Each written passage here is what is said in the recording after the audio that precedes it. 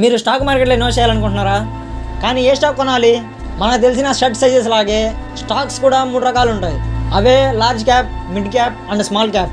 Large cap stocks అంటే మార్కెట్లోని heavy weights, అంటే టాటా, రిలయన్స్ లాంటి పెద్ద కంపెనీస్. ఇవి మార్కెట్లో చాలా కాలం నుంచి ఉన్నాయి.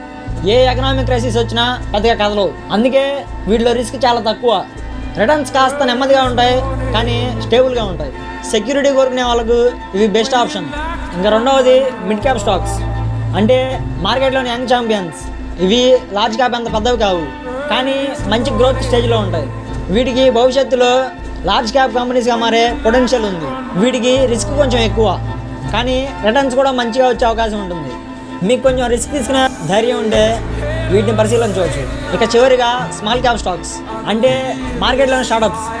ఇవి చిన్న కంపెనీస్ కానీ ఒక్క హిట్తో అనూహ్యంగా పెరిగి హ్యూజ్ ప్రాఫిట్స్ ఇవ్వగలవు.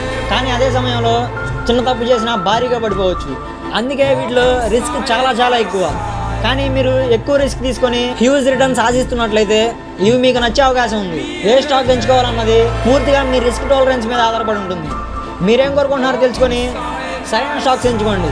ఇలాంటి మరిన్ని ఇన్ఫర్మేటివ్ షార్ట్స్ కోసం follow Andhra charts. Let's grow together.